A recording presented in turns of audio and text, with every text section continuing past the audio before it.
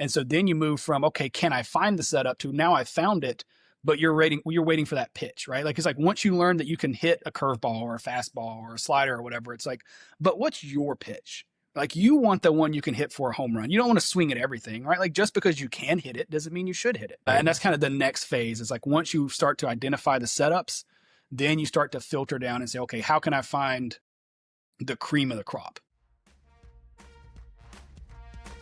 Hello and welcome to the China Shop, home of the Band of Traders podcast.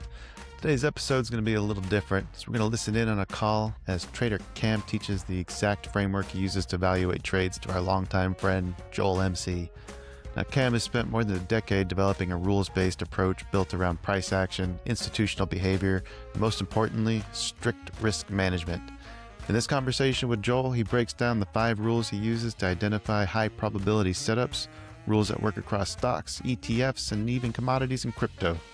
Now, before you jump in, quick note, this episode is going to work best if you watch it rather than just listen, because Cam is sharing his screen and walking through real charts as he explains his systems. If you can, we recommend watching on Spotify or YouTube so you can follow along with the charts that he's referencing. And if you find this discussion useful and want to follow along with Cam's charts or trade ideas in real time, he does run a Discord community where he posts setups and walks through trades as they develop. I'll be sure to put a link in the show notes. Now let's get to it. Here's Cam and Joel. So yeah, I'll just jump in and walk through my 5 rules that I use for trading. They're not meant to be like, the end all be all. I'm not trying to say this is the only way to do things. This is, based on my life experience, my education, my background, my professional experience.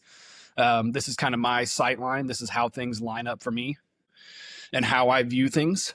It's a product of that. And also, a lot of studying and researching, seeing how other great traders, kind of legendary traders, whatever you want to call them, through the years and through the centuries, actually, going back over 100 years, how they have viewed the market and how they have interpreted market data, mostly just price and volume, to find potential entries for trades. So I guess I'll get started. Can you use these rules? Do they apply to every single entity within a market? Can you use them on everything? Yeah, you definitely can. So I'll start on just kind of the index level. So just look at like SPY or ES, just because that's something that people are familiar with. But yeah, these work with individual names. So if you want to do like Apple, Google, Microsoft, big caps, the mega caps, they work on small cap stuff. So like IWM, smaller names. So something like Celsius, names like Coca-Cola and Lockheed Martin, which are like, kind of alpha stocks. Like they have a very low beta, they're kind of like the old white person dividend stocks. Works well for those. It works with cryptocurrencies. I'm not a crypto guy. I don't spend much time there or if any time there, but I have dabbled in it and I've looked and checked and it does work. And the reason that these rules really apply to everything, and I think is a really good point to bring up for retail traders. And even with my account size, I consider myself a retail trader. We're trading in the footprints of institutions. That's what we're looking to do. That's why all this stuff works. Because, so brief digression here, like what I mean by trading in the footprints of institutions is, so let's look at like Planet Labs. This is a really good example. Perfect. So if you go to Planet Labs, third quarter of 2025, you can see that price had a big run up after earnings, and then volume really just declined and stopped moving, right? Like we don't have any real big spikes in volume here, and price starts pulling back. So this could be indicative of accumulation. And what that means is that somebody with very deep pockets, or some bodies, it could be banks, buy-side banks. It could be someone like JP Morgan, Bank of America. It could be pension funds, could be 401ks. Somebody with deep pockets, tens of billions, hundreds of billions of dollars. BlackRock, for example, could be another one, is building a position here. And they're doing it in such a way that they don't push the price up. They're purposely trying to acquire a sizable stake in this company so that when it does move, they make money. And that's what I mean by footprints of an institution.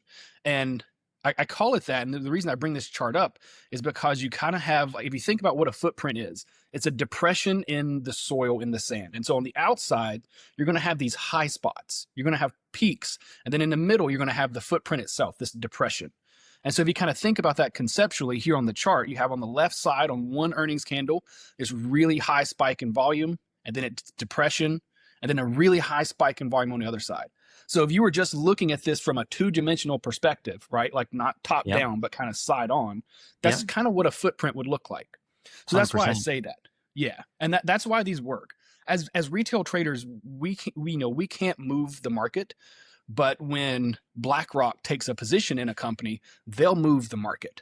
So what we're looking for are telltale signs that, hey, something's going on here. Somebody or several bodies, several institutions in the market have taken an interest in this name, whatever it is. And that gives us a higher than normal probability that this stock, this asset, even an ETF, it could work for an ETF as well, is going to make a big move in the relatively near future. And so part of the struggle here is finding these signs. And then once you find them, you look for kind of the ignition point. You look for, where is this trend going to kick off or ignite? And that's what the 5 rules that I use are for. They help you identify that the pattern is here and then build in, okay, if all 5 of these rules are met, not only have we found a potential footprint, but we've also found an entry point, and the 5 rules build in a risk management plan. So Does that make sense? Yeah. You get entry, you get exit, and you get risk management all within your 5 rules. Yep. All of it. Awesome. So so I'll jump back over to ES. Actually, let's go to the Qs. I think my chart's a little cleaner here. Okay. Yeah. So let's go to the Qs. And I apologize. My charts have... No, that's fine. This is how you do it. Yes, they have some lines on them. The first thing here, let's clean this up. So the first thing that we're looking for in my 5 rules is we're looking for price relative to the 200-day moving average. And this is the 200 simple moving average, not exponential, right? Like when you're on the daily time frame, exponentials don't really matter. Actually, I like that spot right there. This is perfect. And do you live in the daily time frame then? Yeah, this is pretty much all I look at. Okay. Yeah, it's depending on how I want to take an entry. There are certain situations, like if I'm taking an entry off of earnings, like we just look at Planet Labs, I'll zoom in and take an earning on a lower time frame. But in general, like I take most of my trades in the last 30 minutes of the market, because that's how I got started. Right, I was working a full-time job, 60 hours a week as a consultant. Like I couldn't sit at my screen all day. Like I was working. But I find 15, 20 minutes at the end of the day, and then just, hey, has something triggered all the rules that I use? It has. Okay, cool. I buy it. And then I just check on it the next day. Do you just run alerts through TradingView to get those triggers? Yeah. Gotcha. Yep. If I get a trigger during the day, like, okay, I pulled the name up, it triggered this alert. Is it still a good buy? Yes. Okay. Then, last 15 minutes of the day, I'm going to buy it. And then once I'm in the trade, same thing. I set an alert for what my stop would be. Hey, do I get the alert for a stop? Okay, then I need to check it. Maybe it hit their stop and then recovered. Is it a profit taking alert? Yes. Okay, well now I take profit. So yeah, awesome. The alert trading is something that I have to go to, working a full-time job. Yeah, you have to. I've tried so many other things, but alert trading is the one it's the one that's the easiest. Yeah, and it's low stress. Like once you can get a system that you have, I don't like to use the word confidence in, but you've tested it and it's got results and like, okay, like I trust these results. Like I trust the data. Then you can just, you can reduce your stress level as long as you're sized appropriately. But yeah, so first thing is the 200-day moving average. And that's always on all of my charts, that's on there. So even if I'm looking at like the 5-minute chart, the 200-day moving average will be there. It's that important. Even if I'm zoomed in, I want to know where price is respective to the 200-day. And I can talk about that a little later. Yeah. But that's the first thing, because this determines our trend. If price is above it, you should be looking long. If price is below it, in general, you should be looking short unless it's a recovery, right? Unless it's been, unless the market's been below the 200-day for like a year and a half, then we can, maybe we look for like a reversal. But first things first, are we above or below the 200-day? Right? So if the market's above the 200-day, you should be picking trades that are above the 200-day because you don't want to fight the trend. Like if the market is moving up and in a bull market, why are you taking trades that are going the other direction? You're fighting the trend. Or the opposite. If the market's in a bear market and things are going down, why are you buying things that look like they're going to go up? Now, maybe there's an exception, right? Like maybe this is, a fear trade, right? Like maybe this is the only sector that's moving up because like, right now there's war in Iran, right? So like, yeah, the oil names and fertilizer names might be going up. So it could make sense. But in general, big picture, yeah, you want to stay with the trend. So don't fade the 200-day moving average. No, don't. Yes, it can work, but like when you're new or like you still like, don't do it. Like it can work.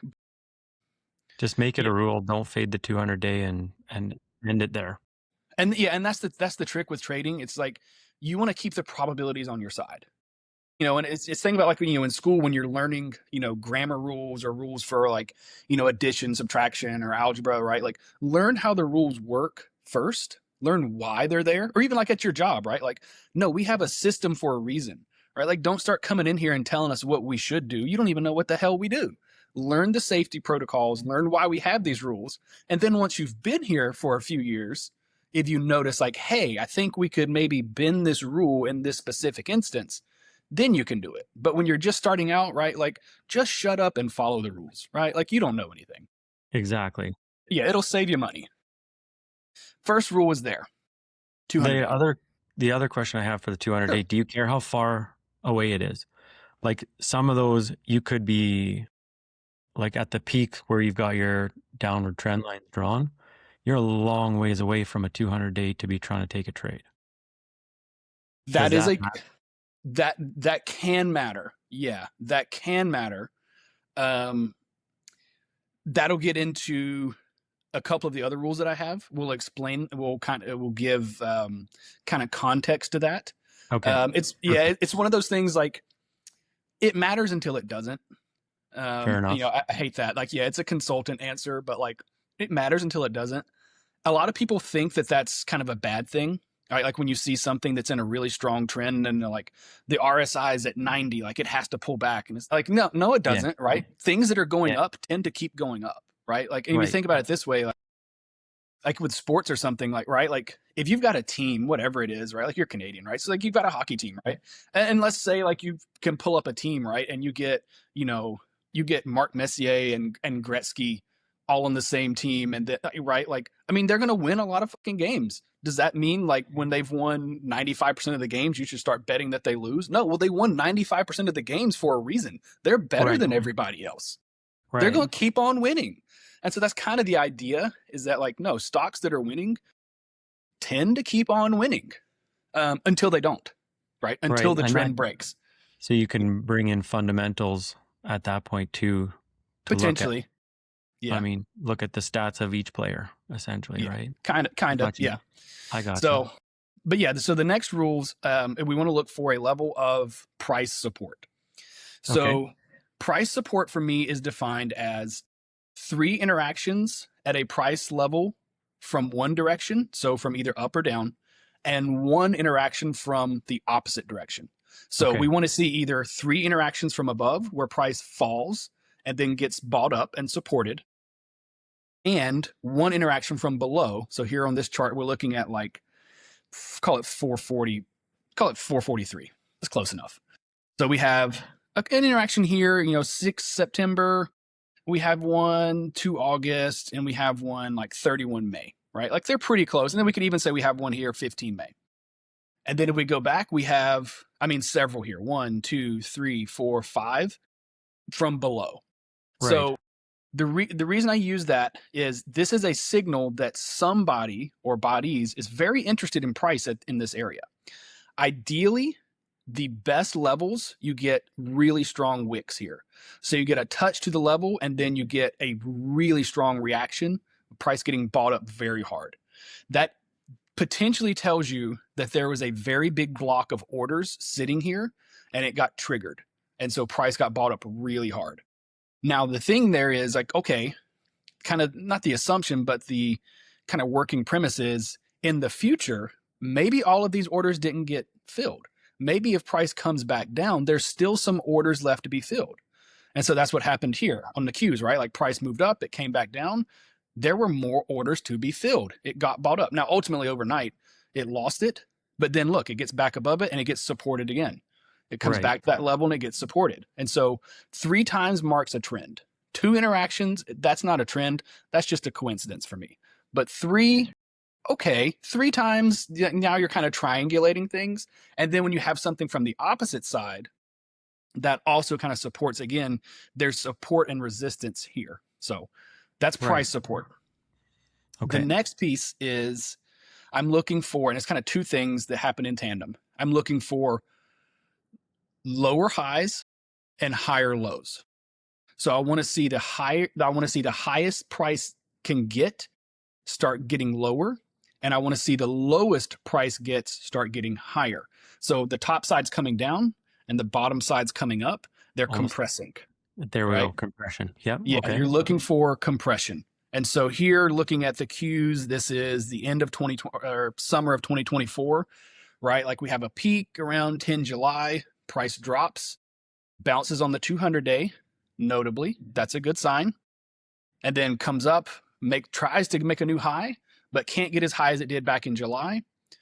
Drops, tries to make a low, but can't get as low as it did in August. So the low is higher, the high is lower. That will give us one thing in particular, and that is a trend line. That will give us this diagonal trend line here. And it will be connected by your lower highs. So your diagonal trend line, which is the 4th rule, which is actually that's all 5, that marks all 5 rules. That will be formed by your lower highs. So we have a lower high, or so we have a high point here on 10 July, a lower high 22 August, and then a lower high here 13 September. Right? Gotcha. So there's our lower highs, and then we have higher lows. Okay. And so that's essentially loading the spring. That's loading the spring. That forms a diagonal trend line. So the 5 rules, 200-day moving average, price support, lower highs, higher lows, and then a diagonal trend line. Where do you take your entry? On one of 2 things, or you could be potentially 3 things. So 1 on the trend line break, so the diagonal trend line. 2 on a new higher high. So at this point, if we zoomed in, where would our entry have been? Let's say right here. I'll put it in a green line. Right there. So that marks a higher high. And then if you look here on 17 September, it starts testing that area. And this is where a little bit of nuance comes in. Okay. I prefer to see a close on one of these triggers. So I don't want to see price get above the trend line and then reject it. I want it to close above the trend line. I want it to close above a higher high, or I want it to close above the 200-day moving average. So those would be the 3 potential entry spots. Price to either close above the 200-day, close above your highest, your new higher high, or close above the diagonal. Ideally, all 3. Okay. The absolute best trades, all 3 of those scenarios will happen at the same day. That's as good as it gets. And ideally, all 5 of the criteria are met at the same time. So does that make sense? Yeah. Yeah. The only question I have is, how are you bringing in your support and resistance into this? So you look for a break of the trend. You look for where does the support and resistance fit in? So the support and resistance is a potential stop. Okay. That is one of our potential stops. So we have 3 potential entries. Ideally, they all happen at the same place. We also have 3 potential stops, and you want to go with the highest one. So one of your stops could be the price support. One of your stops could be the highest higher low. So in this case, the highest low would be 6 September. So that could be one of our stops. The other one would be the 200-day moving average. So in this case, with this trade, we wouldn't have taken an entry here on 17 September. We wouldn't have taken an entry on 18 September. It would have been here, 19 September. Where would our stops have been? So it would have been either the 200-day moving average, the most recent highest low, or price support. And in this case, those happen to be the same spot, Right. 443. So our entry point would have been here, call it 478. Our stop would have been 443. So why not yeah. 465? So Or is that a newer line? Yeah. So this may be from it's from a newer. It's support. a newer line. Fair enough. Yeah, it's okay. a newer line. Yep. I'll touch on that. So really quickly, this was a level that I used trading the tariff nonsense in April of last year. That's where that line comes from. Once I take a trade, I don't mess with my technical analysis. I don't adjust any of the lines on my charts. I don't mess with anything, because now my chart is basically a journal. And I want to look back at a trade and see, okay, I entered this trade on this day for this reason. If I start adjusting lines or drawings or technical analysis after the fact, then I don't have a good picture of what I was seeing at the time. Because at the time, I didn't have all of this new information, right? Like, I care about, was I making the correct decision with the information I had at the time? Because that's what's fair, right? Like, it's not fair to judge yourself with new information that you didn't have at the time. If you made the right decision with the information you had at the time, you didn't do anything wrong. Maybe the trade just didn't work. But if you look back and say, oh, damn, it's right there, I didn't see it, well, then that's something to learn from. So yeah, Okay. that's that line. Now, it does happen to align there. Like, could you, so that it does bring up a good point. Could you have used this level as a higher low? I would say no. Fair enough. Yeah, I wouldn't say so. Yeah, it's not low enough for me. It's still basically within, I mean, like the day before, why not use that low? Like, it's not clear. Higher lows and lower highs, it's kind of like, it's like when very off topic, but it's like when people ask, like, how do you define pornography? It's like, I don't know, but I know it when I see it. Right? Like 100%. Yeah, fair enough. Like 100%. I'm not exactly sure how to describe it, but man, when I see it, I know what it is. And that's one of those things. Like, that is where a little bit of experience comes into play. Like, is this a true level? I don't know. And if that's the tell itself. If you look at something and you ask yourself, is this a higher low? Then it's not. It should be obvious. Like you should be able to pull up a chart. I mean, just like, let's think of like lows. Let's look at the lows chart real quick. Right there. There you go. This is a higher low. I don't even have to think about it, right? Like, I can go to any point on the chart. There's a higher low. There's one. Yeah. There's one. There, like, obvious. If you have to think about it, it's not one. But that's a good question, and that's something that a lot of traders struggle with. So yeah, 5 rules. So price support, higher lows, lower highs, a diagonal, or this diagonal, it's worth pointing out, it could be a horizontal. It's a trend line, but it could technically be horizontal. I mean, like, is it ever really truly 180 degrees horizontal? Maybe, right? So like, a horizontal could also technically work, but it's a trend line break and the 200-day moving average. So that gives us 5 rules. Okay. Now, those rules also determine my sizing. So here's how it works. I do not take a trade unless there are at least 3 rules being met. So if we just have a level of price support, that's not enough. I want more. I want another piece of information. Okay, let's say we have the 200-day moving average. Okay, but we don't have higher lows. We don't have a diagonal. We don't have, so no, I want to see at least 3 things. If I have at least 3 of the criteria, so we've made, say we're above the 200-day, we have price support, and we made a higher low recently. So in this case, we could say here on this day, 10 September, right? So let's slide it all the way over. Going to get real tight here on the chart. But let's say we're just looking at right here, 10 September. If you were looking at the chart and you had that information, You said, okay, we have looks like price support here. We have the 200-day, and we have what looks like a higher low. Could I take a trade here? I'd say yes, you could. And your risk would be where? That most recent higher low. Right. You only take a 3% position size. If you have all 5 rules, you take 5%, just to make it simple. If you have 3 rules, you take 3%. And then let's say, okay, things move along. You get, I mean, this is a bad example because the higher high and the trend line break occur at the same time. But let's say we get a break of the trend line, but not a higher high yet. Okay, so that's a 4% position. So maybe now I want to take the trade. Still don't go full size because you don't have 100% criteria yet. You can maybe add a little bit. And that's what I would tell people to do. Say you take a position here, 3%, and then the trade develops, it looks even better.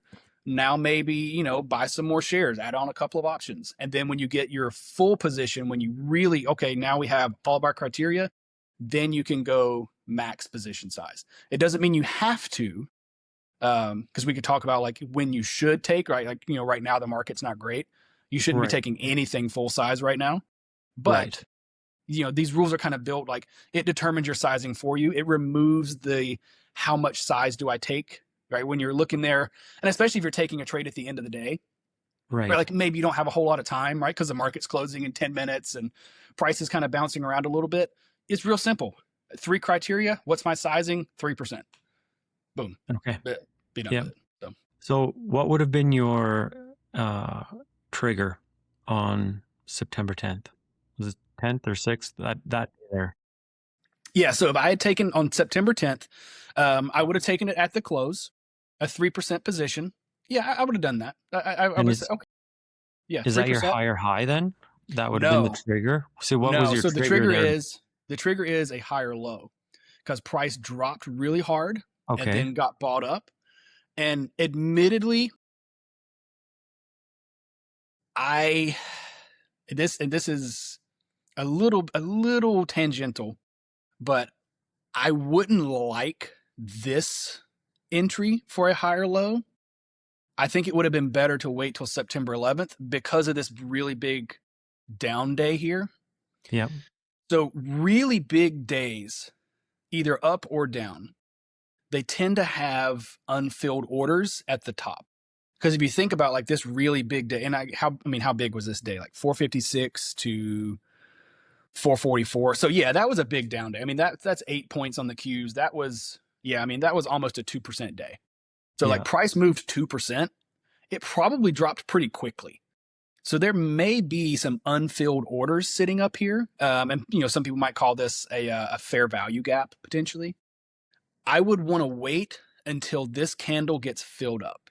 I want to wait until I see daily price action recover all the way to the top here before I would have been comfortable saying, okay, I'm going to call this a higher low. But I mean, here on September 10th, like it got pretty close. Like it's pretty close. It would have filled the fair value gap here. So yeah, my trigger would have been, okay, at the end of the day, looking at price action, we have 2 good wicks here. Price is getting bought up pretty strongly. Okay. Okay. If you had, if somebody would have said, okay, I'm taking a trade here and I'm calling this a higher low, I see it. As a more experienced trader, I might have said, why don't you wait one more day? Like just wait one more day to see this candle get closed. And then more importantly too, if you look at the volume. So on these 2 days, the volume is very low compared to that sell day. I think it would have been better to wait for another day and then look at the next day.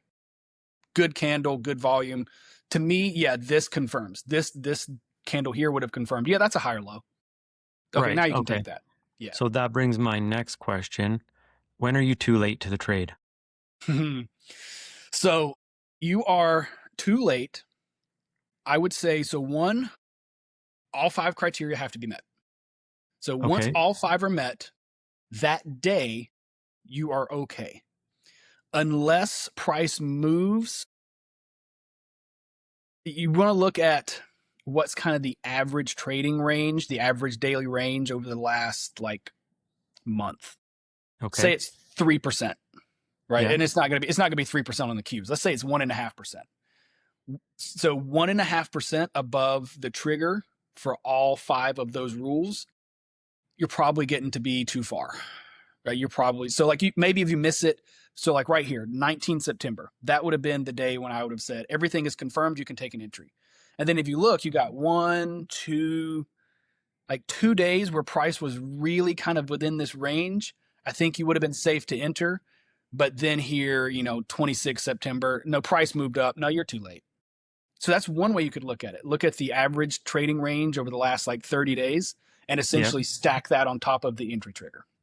Okay. The other piece would be risk. And I think that's probably a better way to go about it. So what is your risk for the trade? It's very important that people think about that first. With any trade, what is your risk? So, the best trade, you get a really tight risk. You get all of these entry criteria right on top of each other. I'm going to pull up ASML. It's a trade I took last year. I think it all happened pretty close. Yeah, it happened pretty close. So I'll adjust these really quickly. ASML, we have a level of price support here.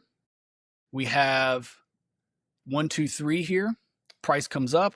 So I'm looking off this lower time frame here. So we have a diagonal that forms. Well, here's our price support. Price comes up, comes back down. We get a higher low right here. It's pretty close to the 200-day moving average. And we have a diagonal. And where do I take my entry? Right here, the 22 August. And that confirms right here with this level, which is a higher high. So we have a higher high, a higher low, a trend line break, and they're all within, this is a $700 stock, but they all happen really tight on the same day.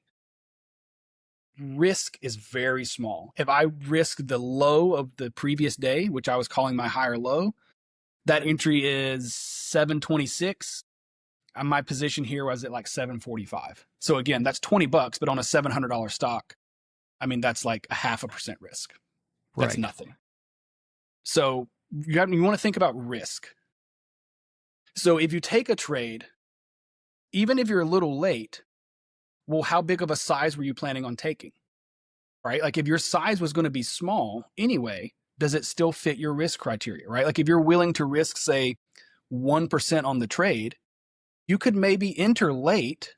You just have to size down if it's a trade you really like. Now, I don't like that. You want to get the best risk possible, and that should occur at your entry point. But if you're going based on risk, right, and say you're a day or two late, but it still fits your risk profile, well, then do you, right? If it still fits the risk that you've determined you're acceptable with, then do it. So that next high or low, where it almost retests your green line there.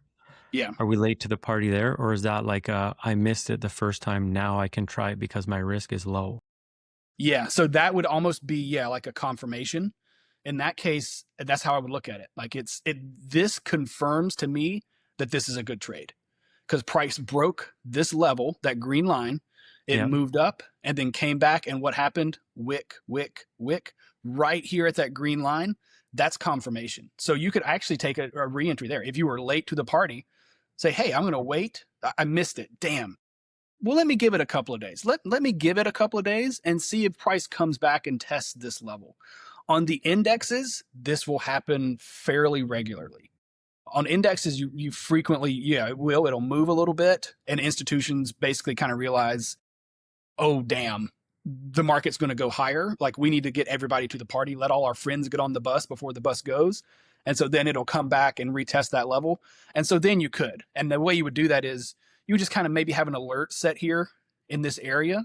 You can't go right to your level. Maybe go a 0.5% above and say, okay, if price comes back within 0.5% of what the perfect entry would be, I'll take an entry because, right? If it was a good entry here on Monday, 10 days later, is it still a good entry? If it's this, in theory, it should be, right? In theory, it should be. Now, I would say, in theory, it should be, but I'd still wait till the end of the day because I want to see this. I want to see price visit that level and then get bought up, right? If this candle closed and the close was at the very low of the day, You could try it. I mean, by definition, you could take the entry there. But if the candle closed like that, I might wait another day and just see what the open looks like the next day, right? And that's a lot of what trading is just waiting for confirmation for me. Like I am late to the party, late on a lot of things, but I prefer to be late and miss some bad trades, and as well as missing some good trades. Like I'm okay with missing some good trades if it also means I miss bad trades, because it's the bad ones are the ones I'm worried about. There's no shortage of opportunities for good trades.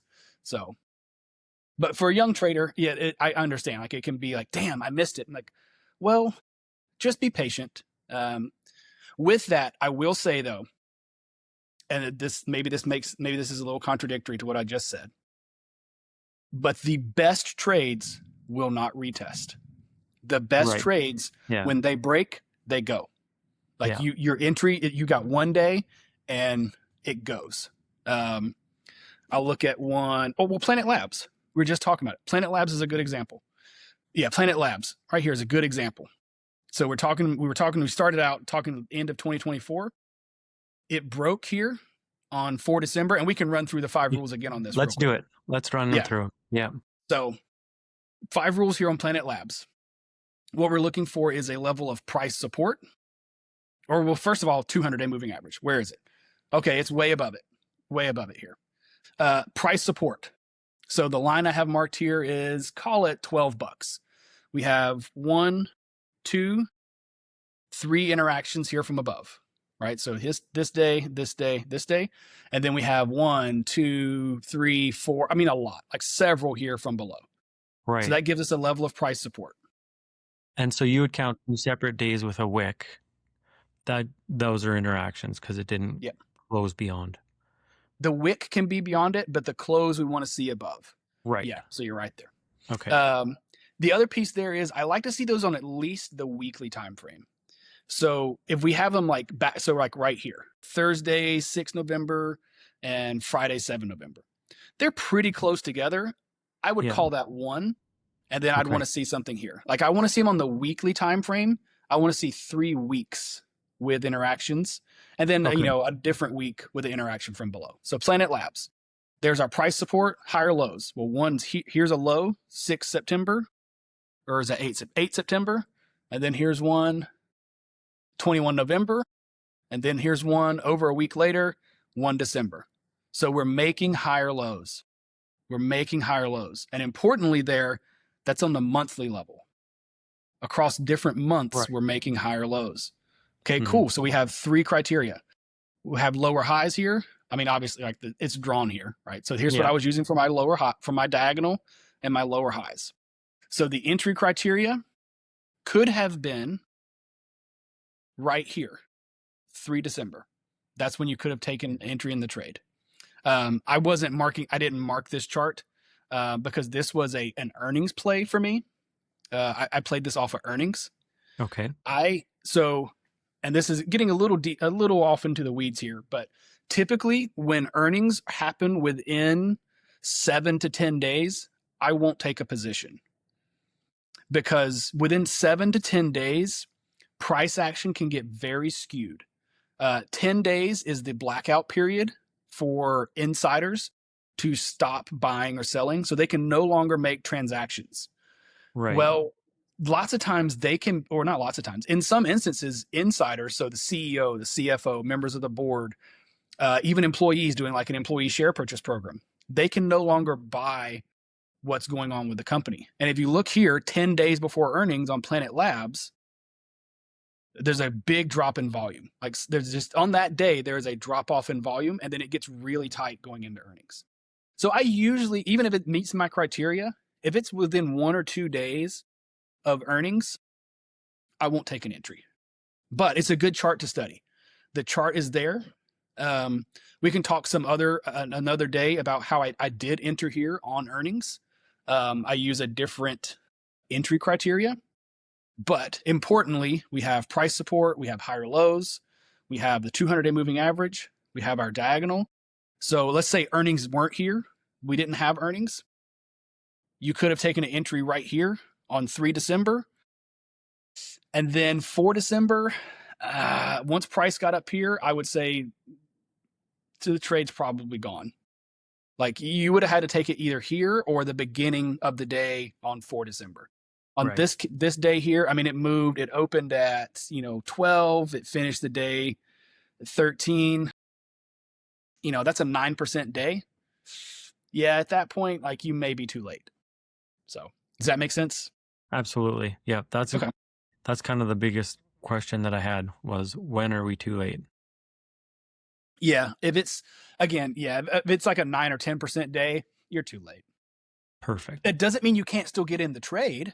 You may have to wait. Like you may have to wait for another setup. Use the 5 rules again, maybe on a little bit smaller time frame, a little bit tighter time frame, and then you could enter. And in this case, yeah, I used the gap and go setup on earnings, and it ripped. But again, this is a good example, right? Like the best trades, it never retested.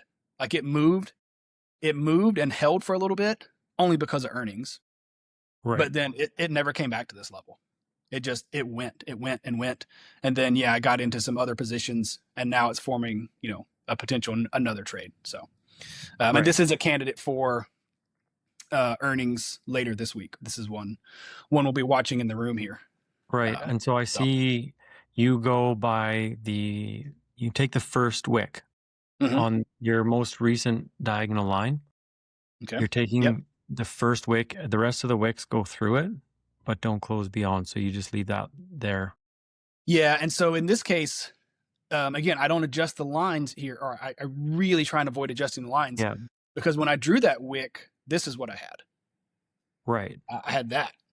Yeah. Right? Like I had that there. And then when I took the trade here on 16 January, this is what I had. Right. Right. So from that perspective, when I was looking at it, it's like, hey, here's our diagonal. We have stable lows here. We have higher lows. There's a good level of price support. We're way above the 200-day moving average. It looks like it's going to break this. And I was early. Admittedly, I was early here. That's something you can learn. Yeah, I was comfortable and I took a small position, and I posted it in the room. It was like a 1% position this day. Like I didn't even go to 3%. I was like, I'm early. I know that I'm early. And the next day, pops. And so I take profit in small size. I didn't even add to it. I went ahead and took profit because like, hey, it moved. Everything happened all at once. This was it was like a 10% day. Take profits. Right. And then it reverses, and that's why I took profit.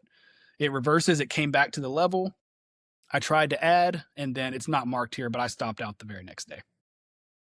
So that day you added was that daily low here? Yeah.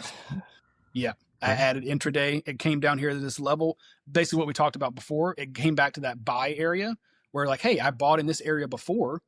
It came back to it. Is it worth buying again?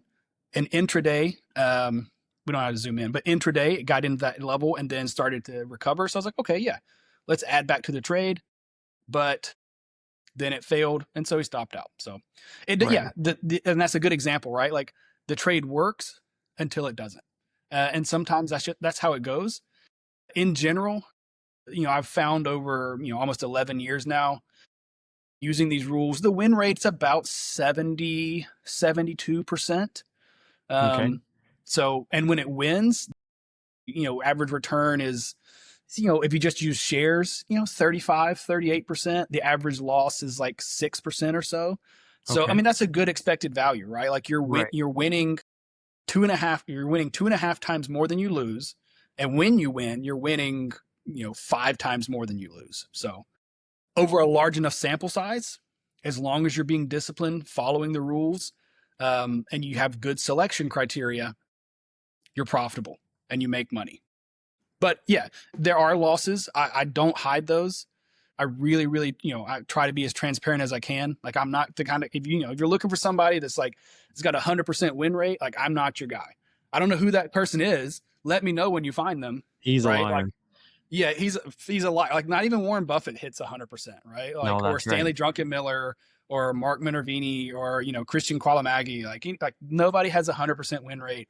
If you're getting 65, 70%, like you're doing good. Like that's really good. I know some folks who are like, they're up in like the 80s, and they're like Harry Potter. Like, they're just like Dumbledore, just like pulling money from nowhere. Right. Yeah, You can there's a do lot that. of futures traders that they can hit 43% win rate and they're making bank. Oh yeah, You absolutely. know? So you Absolutely. get Yeah, one of my favorite trades setups to talk about was one I actually took here on Planet Labs, the gap and go setup that I use. And all it is use the same 5 rules, the exact same 5 rules. You just enter off of a gap. The gap and go setup, or the gap and go entry criteria, has about a 35 or 40% win rate. But when it wins, the average return is like 170%. And when you lose, the loss is like 5 or 6. So like the skew is enormous. Like, yeah, you're only winning, 1 out of 3 trades, but like all of those trades you win, you're winning $1.70, whereas when you lose, you're only losing a nickel. So right. like, yeah, you don't have to have a great win rate. Now it helps. That's the thing. Like if you're going to have a high loss rate, you have to really have strong discipline with your sizing, and it kind of takes the right person to be able to mentally, right, like just like keep taking losses and losses and losses, and every now and then you win, and then you keep taking losses and losses and losses. Like, for new traders, that's going to be very hard to, like, that's just going to be hard for you to stomach, Even even for if, experienced traders. yeah, even for an experienced trader, Yeah. because like that's just so hard. Because one of the things that you'd like to do with trades is, like, when you do have a high probability setup, you want to size up if you can, right? Like if like, hey, everything is met here, the market's doing great, interest rates are low, right? We don't have any wars going on, right? Like there's no elections going on, there's no earnings, and those do exist. You want Right. to size up, like you want to hit those, right? Like everything looks good. It's kind of a Goldilocks scenario. Like ideally, yeah, you do maybe trade a little more. But yeah, if you have a high loss rate, like you can't do that, right? Because you never know. I mean, if you're only winning 30% of the time, yeah, I mean, you just got to play small. Like you got to You, take like 1%, 2% size right. trades. If you size up, then it'll just blow you up. Yeah, it'll blow you up. So, and that's where, yeah, the 5 rules I use, right? They have built-in criteria for entries. It takes care of everything for you. So with that, we can look at a couple of trades. So I talked about ASML. That's one I took last year, was well documented. Took right here off of the 200-day, and then it actually had a 5 rules setup on the daily time frame Yeah. within a 5 rules setup on the monthly time frame. So we had a lower time frame within a higher time frame. And so do you typically check those, or Yeah. you Check, do well, check what? the monthly? Yes, definitely. Definitely. Anytime I'm looking at a trade, so if I'm pulling up a chart and, well, Let's walk through this. Let's just walk through this, how you got there. yeah. I always, if I pull up a chart and somebody says, hey, this has a really nice look to it. Okay, I'll look at what they're looking at, but the very first thing I do is zoom out. I want to see at least the last year. If possible, I want to see, like, where are all-time highs? Like, where is the highest this stock has ever been? Because one thing, like, I want to know, like, hey, is the trend still healthy here?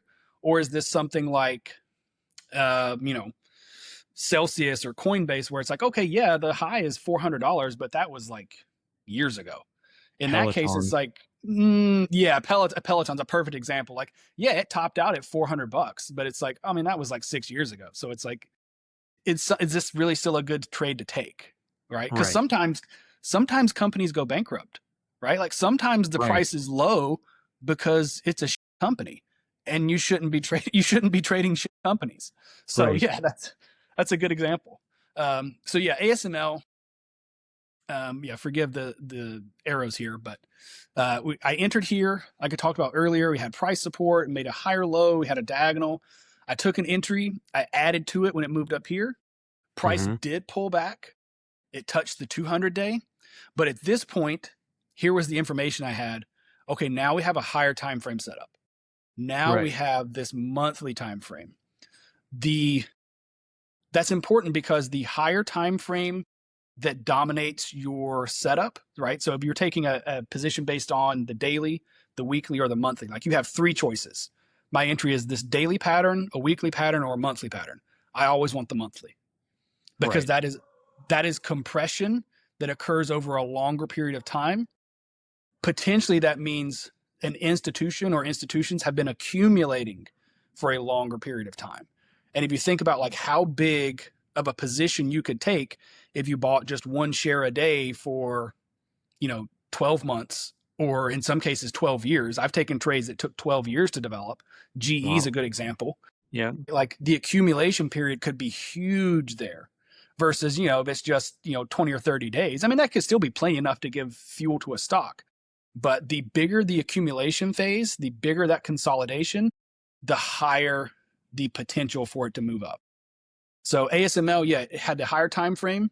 And so then here, actually, I took another entry. I had all these entries here on this lower time frame. And then I even added when it broke the higher time frame. And then sure enough, it rips. And I just start taking profit. I get a little consolidation here just for a couple of days, add a little more, take some profits. This is at all-time highs. And then it just keeps ripping. I'm still taking profits. I'm still in this trade. I no longer have options. I just have shares. Okay. But I mean, yeah, this is not quite a year that I've been in the trade, but August. And yeah, I was on, Kyle's podcast. The first time I was on it, I was talking about ASML. He'll remind you, like I was jumping up and down, telling people like, no, ASML. And then, yeah, it ended up running. I had options that went 570, 580% here. But this was one of my better trades last year. So no kidding. And so you'll just sit in those shares until what? So because like your GE trade that's been like years, and now this one is potentially coming into year. So for shares, I try to use the 200-day moving average. Okay. This is what I try to use as my stop because they're shares. I have infinite time. Yeah. There's no expiration here. Options, that's why all these sell points are here. Because with options, I'm taking advantage of big spikes in volatility.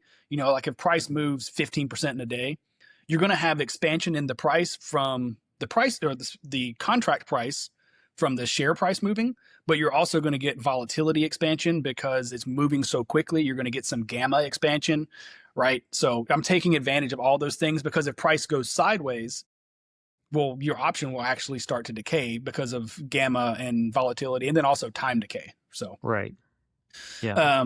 But yeah, for shares, I want to use the 200-day moving average if I can, or I'll use lower highs and lower lows. So when we start getting lower highs and lower lows, then I would potentially consider, okay, based on the company, this is a true like, I don't really care about the company, right? Like I'm just in this for the ride. Then I'll get out of it.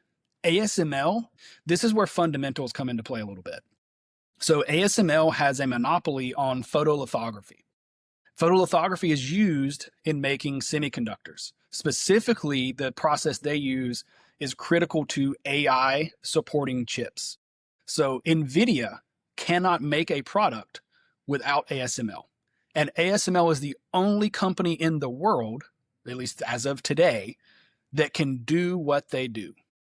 So there is no AI without ASML. That's why I want to hold this thing as long as possible. And look, I made over $1 million on the trade, right? Like I made plenty of money in options. I'm down to, a quarter size on my shares. Even if price does go to zero, well, even if it went to zero, I'm still profitable in the trade because I've locked in so much profit. So I'm okay with holding. And that's really kind of the trades that I'm looking for. I want something where it's going to run hard kind of early. I can lock in some profits. And then I just, I don't even look at it on the daily. I just set an alert, right? Like I set an alert back here at all-time highs or on the 200-day. Like I'll just click the 200-day and set an alert here on the 200-day.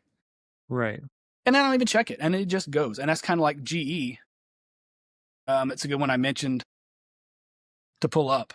I mean, if you look at the chart on GE, I mean, here was my entry in 2022. And I mean, look at the chart. It's just been up. It lost the 200-day here. And then there was the tariff stuff. I held it. I had a good point here that I was willing to risk. And it just kept going. I'm out of the trade now. I did get stopped out here at the end of last year because it did start making lower highs and lower lows. And so I was like, okay, I'm up a lot. But yeah, this is what I'm looking for. Trades that just go for years. Another one, gold. I've been I've been in gold. So one, by default, I am a gold bug. My training as an economist and as a economic consultant is built around gold, bonds, and oil. That's it. That's how I learned to trade, was gold, bonds, and oil. Yeah. So that's where I look at everything. But yeah, I was jumping up and down about gold in 2022, telling people like, no, like the chart's here. Like, no, it's going to go. It's building. I've been in gold for a very long time, way before it was where it is now. I didn't think that it would get to, I thought 4,000 would be like, okay, we get to 4,000 and then the financial system breaks and like, that's it. And, so we're way past 4 now. Like we got to 5,600. But again, these are the trades I'm trying to capture with my 5 rules. And if you can just hit one of these a year, really one of these a year, it can change your life. Because that's all you need is just one. Just one of these trades. At Tesla, that's the one I'm known for. The chart real quick on gold. Yeah, you sure. got into gold when I was getting out. Yeah. And so yeah, I mean, look at the 5 rules here. Like it meets the setup perfectly. I was in gold miners from 2017 up until 2023. Yeah. Yep. Unfortunate. Yep. So yeah, on gold here. So here's our price support.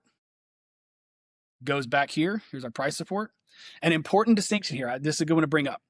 So I took an entry here and price is below the 200-day moving average. Right. So what does that mean? Well, it just means I didn't take a full size. It could only meet 4 of my 5 criteria. We have price support. We have higher lows. We have a diagonal. It broke the diagonal here, and then we got a higher high. So I took this with only 3 criteria. We hadn't made a higher high yet, and we weren't above the 200-day. So I took 3%. It was small. It was early. And then later on, it did lose the 200-day again, and this time it got above and it cleared everything. So then I started adding to the size. And then again, it kept presenting the same pattern. It kept presenting, look, higher lows, price support, a diagonal, I'd hit it.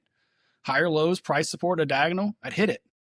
And it moved up. Higher lows, price support, a diagonal, I'd hit it. And I just kept, I was not taking profits through here. I was just adding. But every time this setup presented itself, I would move my stop. A new level here. Okay, a new level of price support. There's a new stop. A new level of price support. There's a new stop. And so I just kept chasing, just moving my stops. And this is gold futures. This is what I was buying. I was buying gold futures. And yes, gold futures move like a bear on cocaine. Yeah. Right? Like don't trade gold futures if you're not along for the ride. Right. And then finally we got up above 3,000. It was like, okay, it's time to take some profits here. Like it's time to lock in some profits. Right. And so, but yeah, that's what you want to do. Find trades that are working when they run. Keep using the same entry criteria, same setup, add to it, hit it again. It presents it again, add to it, hit it again. Not every trade is going to look like gold. Not every trade is going to be, Tesla in 2019 or ASML last year, or silver from last year. Silver was one. So yeah, we've talked about these for a while. What other questions do you have as we start looking at silver here, potentially setting up for another 5 rules? Sweet. Anything else on your mind? You're above the 200-day. Mm-hmm. There, you've got your trend line, you've got your higher highs, you've got your lower lows. So do you just, your price support is right, you're sitting on it essentially. Yeah, it's real close. Yeah. In this case, it's not super clear yet. Right. I mean, you could say right here. That's the wrong color for that, but maybe right there. Call it $80. Yeah. So $79.50. So yeah, I would say $79.50 is a price support here. So 1, 2, 3. We got a couple from below, one from below here. There's the diagonal. That's obvious. Are we making higher lows? Yes. Higher lows. Where would our most recent lower high be? right here, call it 90. So what would the entry criteria be? It'd be breaking this trend line. Yeah. And that's why I have multiple alerts here, because it potentially could break the trend line around 88, and that would be an entry. But the all 5 criteria will be met at 90. Okay. And yeah. And so with silver, I would want to, so if it broke the trend line, I'm paying attention. But I wouldn't take an entry right now on silver until 90, just because of all the shenanigans going on here. Yeah. This right here actually makes me like silver more, because this is the cartel saying, "Oh, all our shorts, yeah, we're hurting real bad. We need to get out. Like, we've got to get price down so we can get out." But then it starts accumulating more. Yeah, silver ain't done. But either way, yeah, here's your setup. And so that's what you base it off of. And then you just, again, you could take up to a 5% trade here. Again, with silver futures, I would advise people do not put 5% of your portfolio in silver futures. Unless you want to lose all your hair, not sleep at night, develop an ulcer, right? Like, because even if it's working in your favor, like silver is a beast. The only thing worse than silver is oil. I think oil still has like 1,000 times leverage. Silver's like 500 times. Well, it's not anymore because they adjusted the margin. But and yeah, silver's liquidity is so low. Yes. Right? Silver liquidity. Tell me more. Tell me more about how silver liquidity is low, and it's got this beautiful setup, and there's no liquidity. So what happens when it starts running? Right. It goes vertical. It's going to be gone. Yes, exactly. And so that's a little bit of the volume piece there that we didn't talk about a huge amount, but that's something you want to see. And again, look at the volume drying up. Yeah. Drying up. It's going away. It's getting illiquid. It's hard to buy it. So all it needs, so when that happens, you have to be careful. You can't be early. When liquidity is getting thin, you can't be early. You got to wait. Because if you're early and it goes against you, it goes against you hard. Right? Like this is setting up for a 10, 15% move, but we don't yet know which way. Gotcha. It could be up. It could be down. So you need to wait. You need to wait for confirmation. That's a close above the level. Don't just wait until it gets to the level. You want to see it close above the level. And look, silver, like this is a hard trade right now. This is a real hard trade. So go by your rules, have your system built out and tested, and I would even say with silver, size down. Like I wouldn't even take a full 5% here. Based on silver, I would maybe size down because it is very volatile, a lot going on in the world right now. So, be careful. And, I'm comfortable saying that because like, look, I mean, if you think about like, if you got in on silver when I did last year down in the 30s, even if you took small size, look where it is now. You still made money, right? Like, don't be greedy, right? Like if you pick the right trade, you will make money. Like whether you took 1% or 2% of your portfolio, okay, yes, technically it's going to make a difference in between, did you make $1 million or 700,000 or 500,000? But like you're still going to make a lot of money. If you're getting the right trades and you're getting a good risk, you will make money over time. The money will find its way to you. And that's another thing that people that drives traders to blow up their accounts. They want to hit the big trade today. They want it to happen right now.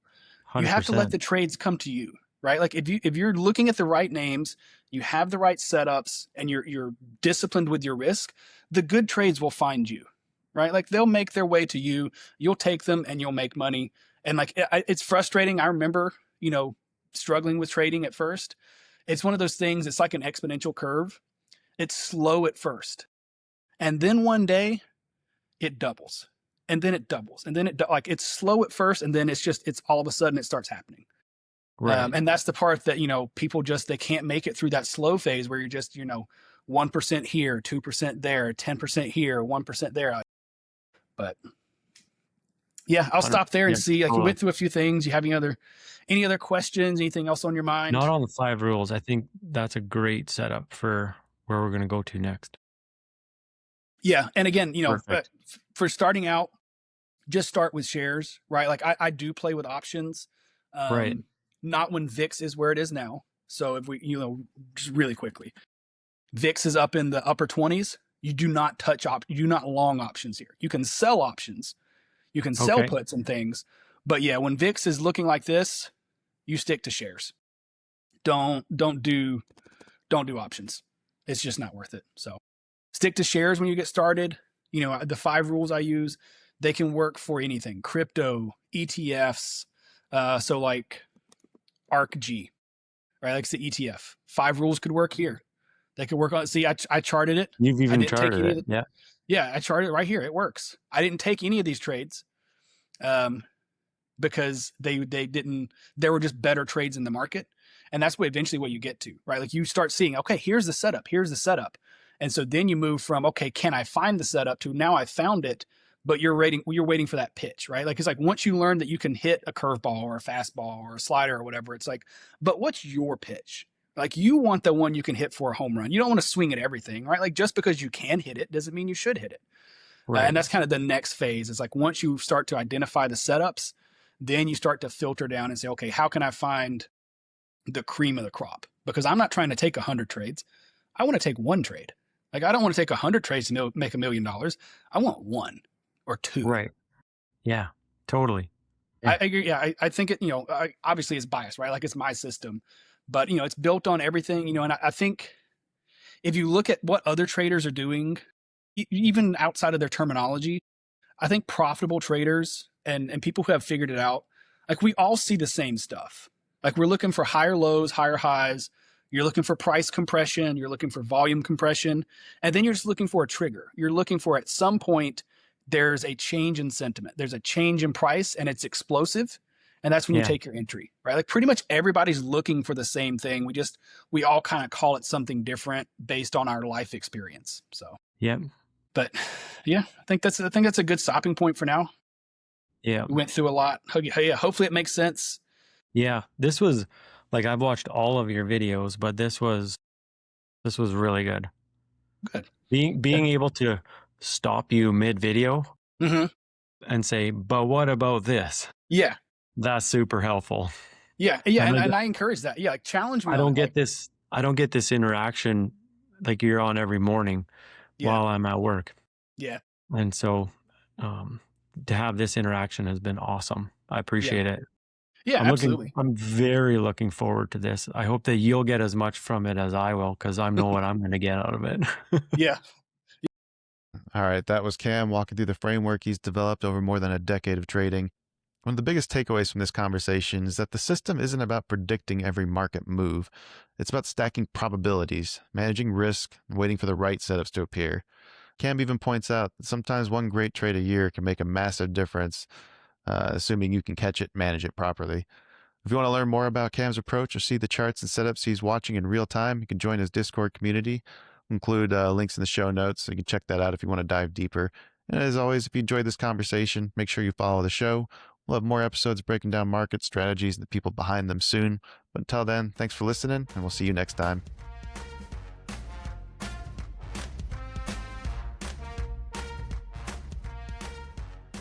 This podcast is intended for informational and educational purposes only. It does not constitute financial or investment advice and should not be construed as such. The hosts, guests, and contributors of this podcast are not licensed financial advisors, brokers, or professionals.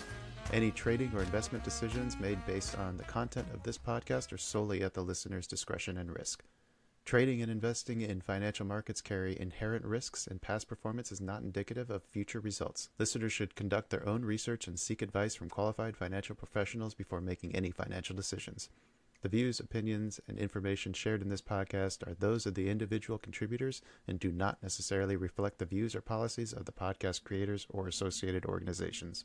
Produced by China Shop Productions.